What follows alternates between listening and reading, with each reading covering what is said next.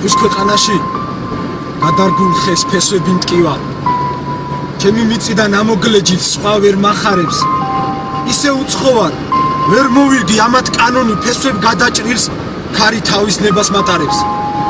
ეს სიზმარია, სულ მგონია გამოვიღვიძებ, ვით თოთო ბავშვი ფეხშიშველი შევხვდები დილას.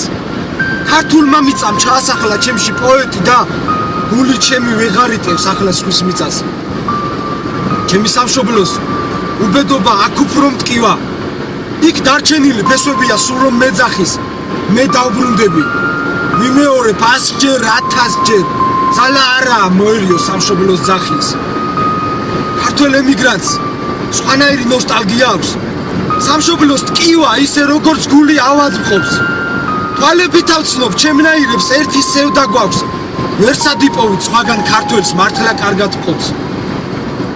ამოგლეჯილი ხევარ ჩემი ქართულ მიწიდან.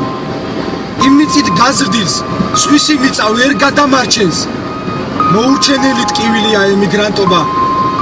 ღირსებას კაცის საზღვრებს გარეთ უფრო გაარჩევ.